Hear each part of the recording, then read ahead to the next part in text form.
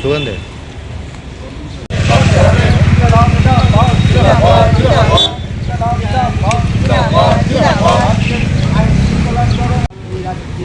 পুলিশের মহানির্দেশক অনুরাগ খানকে অস্বাভাবিক মৃত্যুর ঘটনা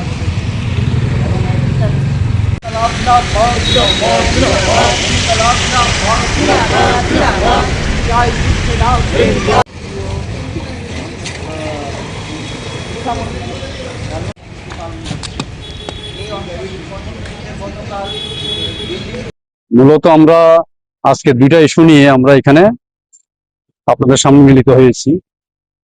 বিশেষ করে গত 23 দিন ধরে দিল্লির যন্তর মন্তরে ছাত্ররা সঙ্গে বুদ্ধিজীবী এবং যুবকরা তাদের শিক্ষা বিষয়ে, বিশেষ করে ধর্মেন্দ্র প্রধান ভারতের শিক্ষামন্ত্রী, ওনার পদত্যাগের দাবিতে তারা অনশনে বসেছেন।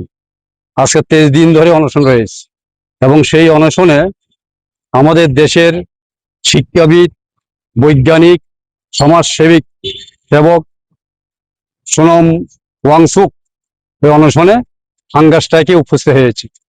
দীর্ঘ 23 দিন ধরে চলছে। তারপরে গত শনিবারে ওনাকে জোরপূর্বক বিজেপি শাসিত সরকারের পুলিশ বাহিনী, পুলিশ বলতে ডাক্তারের পোশাক পরে ওনাকে অনশন স্থান থেকে তুলে নেওয়া হয়েছে, অপহরণ করা হয়েছে, হাসপাতালে নেওয়া হয়েছে। হাসপাতালে তিনি স্ট্রাইক করছেন, হাঙ্গার স্ট্রাইক। তিনি এখন অনশনে রয়েছেন। এটার প্রতিবাদে গতদিন 20শে জুলাই লক্ষ লক্ষ ছাত্র দিল্লির পার্লামেন্টে তারা অভিযান শুরু করে দিয়েছে। এই অভিযানকে প্রতিহত করার জন্য পুলিশ বাহিনী এবং ফ্যাসিস্ট সরকার দিল্লির বিভিন্ন মেট্রো স্টেশন, বিশেষ করে রাজীব চক, প্যাটেল চক বন্ধ করে দিয়েছে।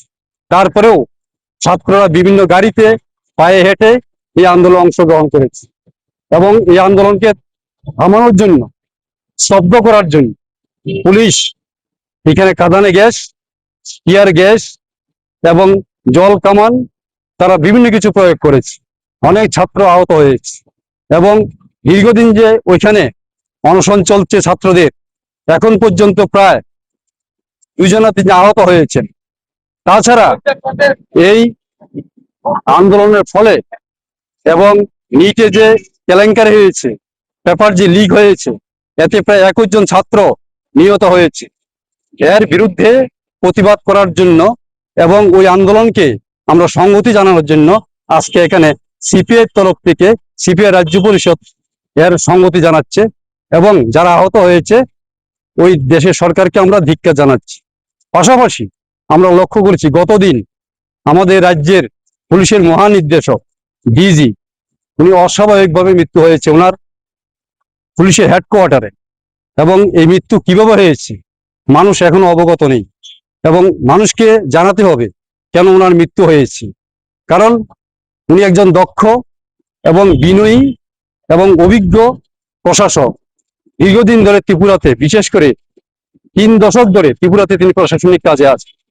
প্রথমে এসডিপিও, তারপর তিনি ডিজি এবং ওনার অভিজ্ঞতার মাধ্যমে প্রশাসনকে চালিয়েছেন। আমার মনে হয় এবং আমাদের পার্টির ধারণা যে রাজ্যে যে ড্রাগের সমস্যা, নেশার সমস্যা এবং মাফিয়া, বিজেপি সরকারের বিভিন্ন দুর্নীতি, এর বিরুদ্ধে উনি কাজ করতে গিয়ে হয়তো বিভিন্ন চাপের সৃষ্টি হয়েছে, এটা আমাদের ধারণা।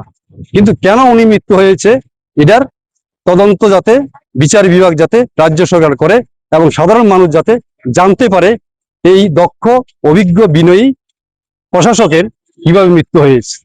তার জন্য আজকে আমরা এখানে সিপিআই তরফ থেকে আপনাদের সামনে মিলিত হয়েছি।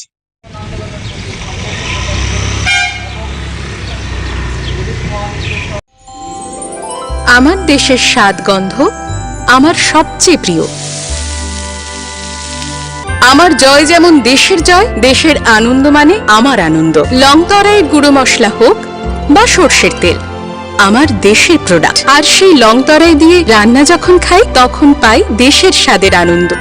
সবার সাথে সেই স্বাদের আনন্দ ভাগ করে নেবার মজাই আলাদা। দেশের স্বাদের আনন্দ লং তরাই। লং তরাই রান্না